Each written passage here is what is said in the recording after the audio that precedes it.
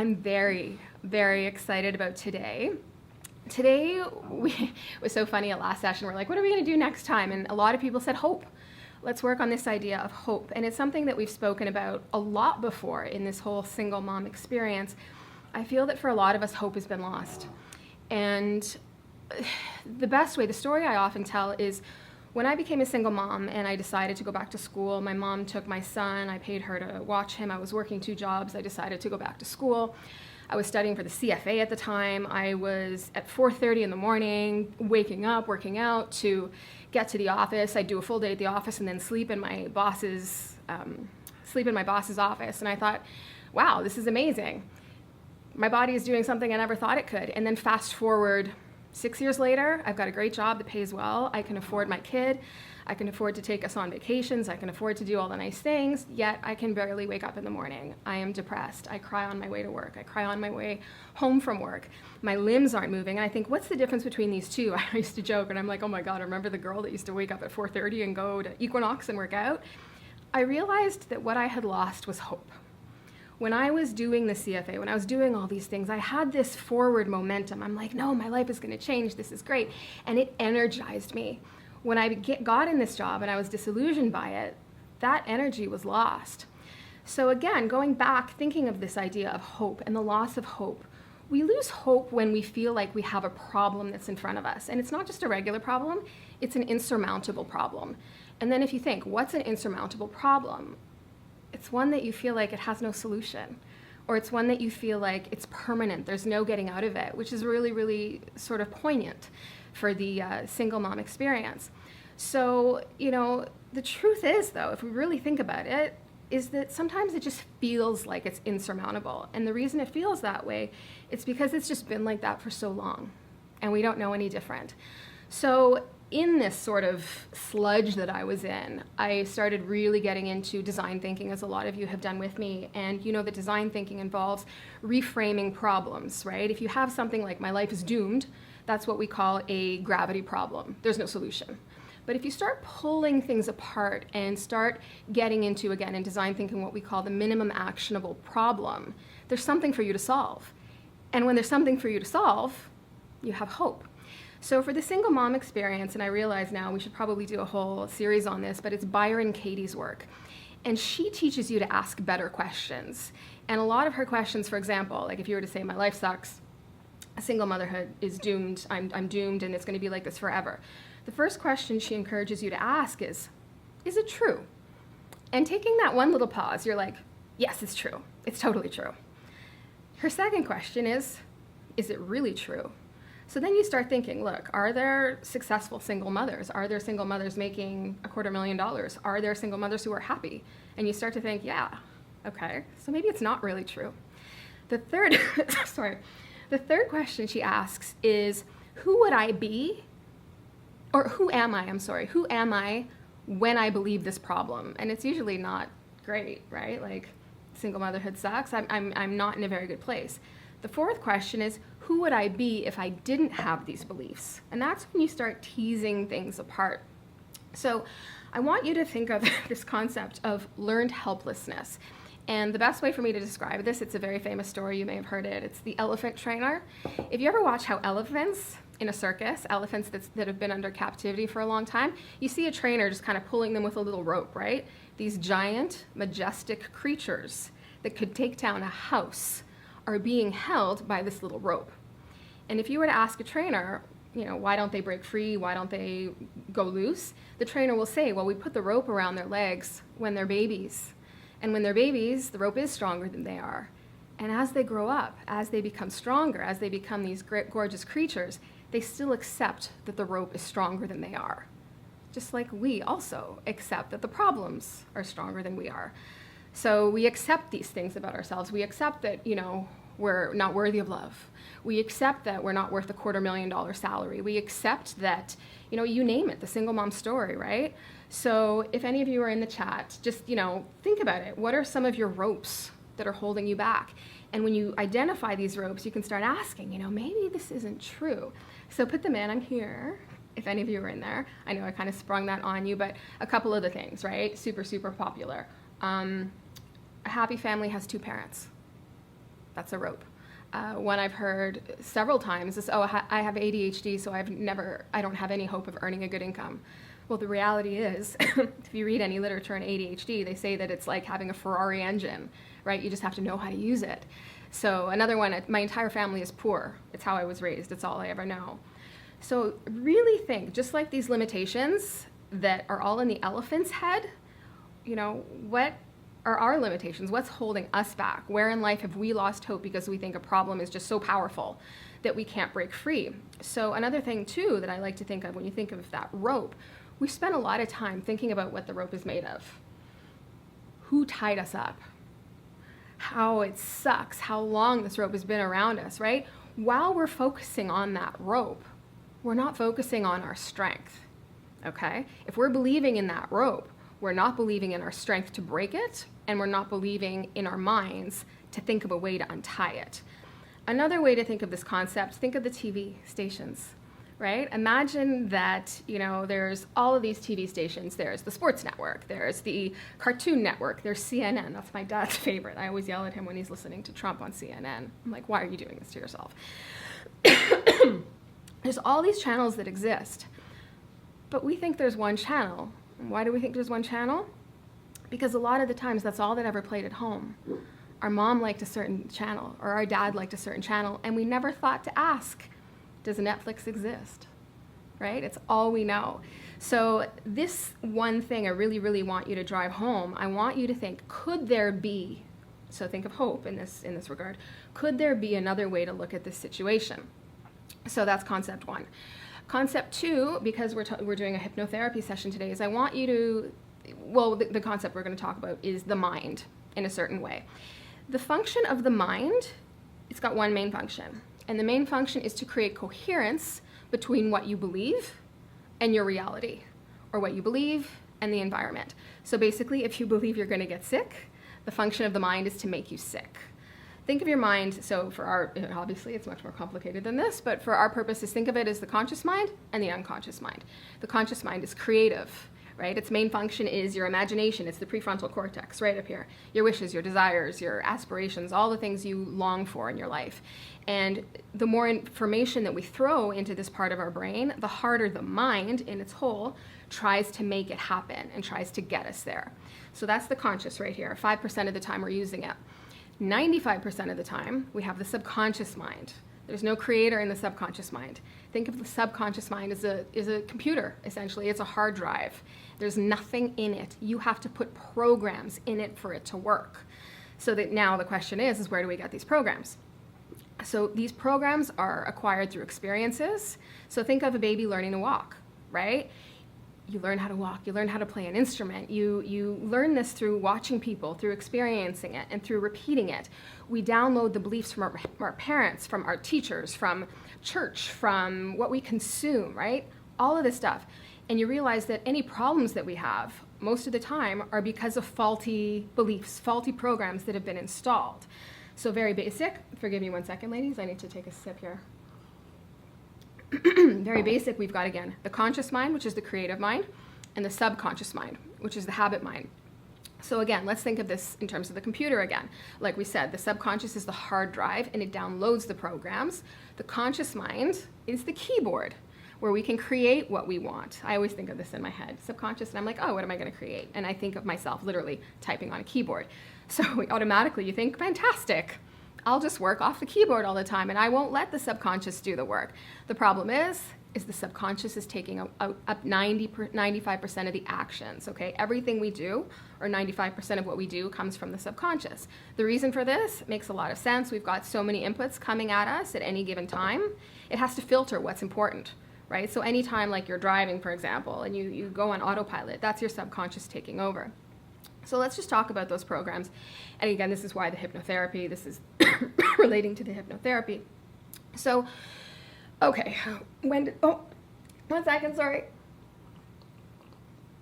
I'm editing this out after. Forgive me, ladies. Okay, so the programs, when do they come in? Well, an interesting experiment, I don't know if any of you have ever heard Bruce Lipton, Dr. Bruce Lipton speak. When he was, thank you, Linda gave me one of these. Bruce Lipton in the 60s performed this experiment with cells. He's a geneticist, and he cloned all of these cells, called them 30,000 cells. And what he did was he split them all up. He put 10,000 in one petri dish, 10,000 in another, and 10,000 in another. So the theory at the time was when you clone them, they're the same, right? The cells are genetically identical. Well, what he did was he changed the solution where the cells were sitting.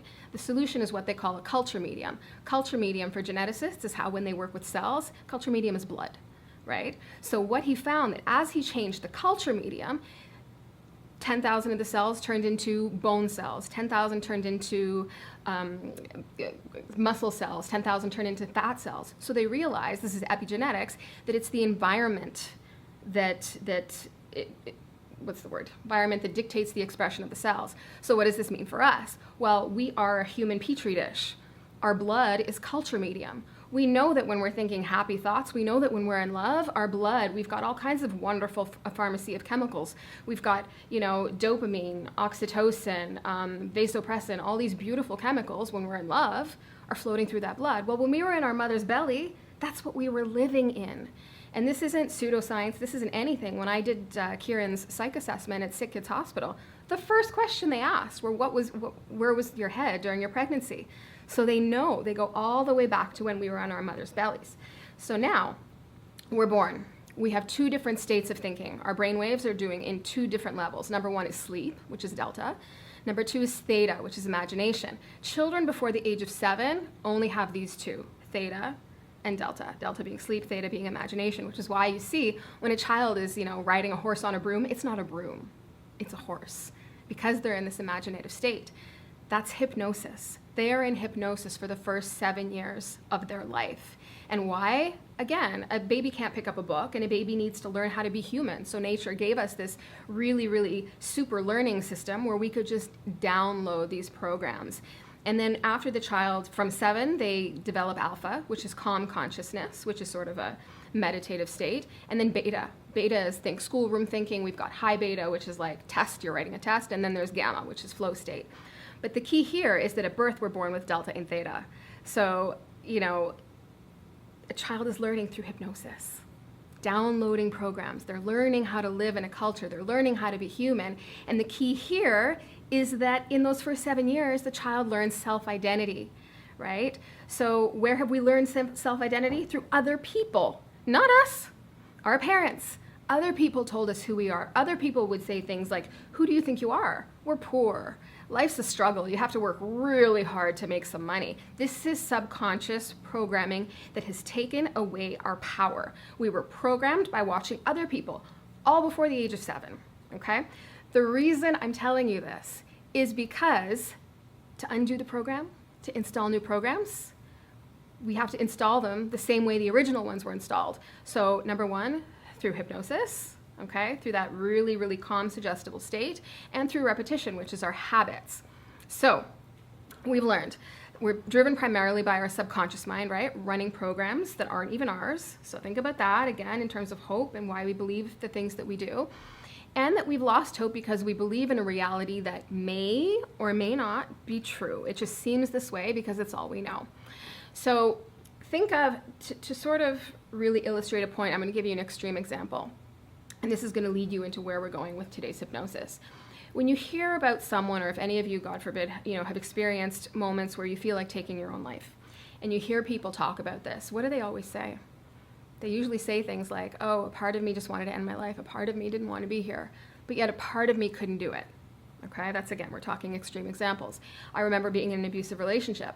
A part of me felt I was useless, a part of me felt I was worthless, but yet a part of me felt like a warrior. And that was the part that got me out of where I was. So Carl Jung actually suggested, if any of you have heard of these Jungian archetypes, I think he had 12. And he suggested these archetypes were passed down through generations, much like our instincts were. So let's sit with this idea for a little bit. What basically we're going to do in this hypnosis is we're going to connect to those archetypes. So the theory here is that all the problems in our life come from not accessing the wisdom of all of these archetypes within us. All right, each one possesses a different sort of magic within her, and we're going to meet them today. So before we actually go into the hypnosis, we're going to set this up for ourselves. I'm going to have you just sort of find these parts of you. We're going to deal with 4 of them today in your bodies, and then we're going to relax. I'm going to lie down, and then Caitlin's going to lead us through the hypnosis. So ladies, you can turn the camera off. You can leave it on. It doesn't matter. Just close your eyes for a second. So I want to help you set up that inner counsel inside your body that we're going to access today through the hypnosis. And I want you to feel inside of you your inner warrior. Some call her the huntress. She's the part of you that never gives up. She's the part of you that pushes you through every challenge. She knows her worth no matter what happens, and she shares it unapologetically.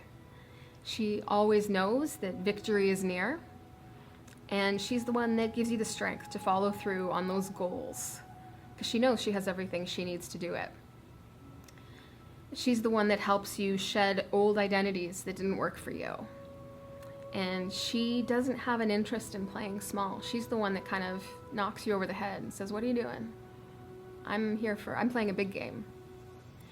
And she's the part of you that yearns to complete the goals. She fuels that energy inside of you. And she's the one, when you say, why is my heart aching to do that art project, or to write that book, or to paint that painting? That's the warrior inside of you.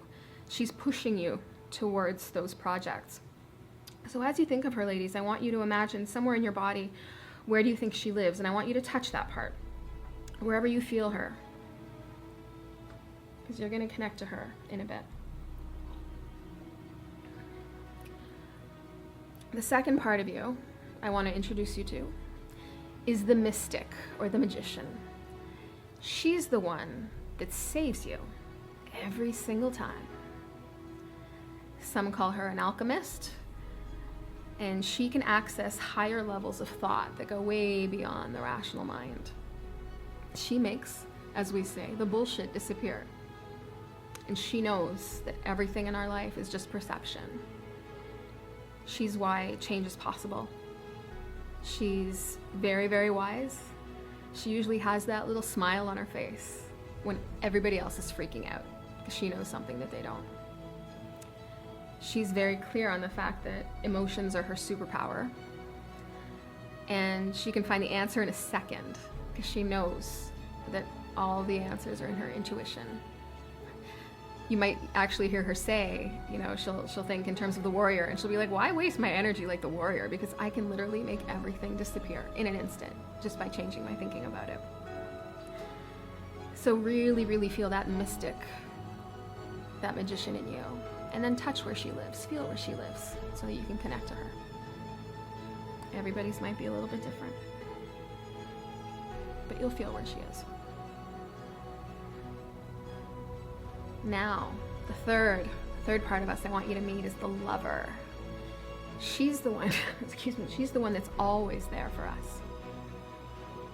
Even through injustice, the worst of humanity, everything that we've experienced, she's the part of us that's always there watching over us. Feel the beauty of the lover.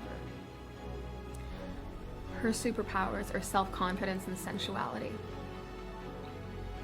And her purpose in your life is to experience deep, deep levels of intimacy. Intimacy with you, with your partners, with your children, with the world. And a lot of us look to the outside for love, but she's the one that reminds you that it's always inside. Love is what makes life meaningful. The lover also gives you insights as to where you actually might push intimacy away. If you ever hear Marianne Williamson speak about this, she says it's not our job to seek for love. It's our job to seek within ourselves the barriers that we hold against its coming. We are love. It's always there. And the lover reminds us that. It's we who put those things, those barriers that prevent it from coming. She helps you get rid of those. Feel where she lives, everyone. And then touch the part of you where you'll find her. Lastly, my favorite. You're going to meet the Queen Mother.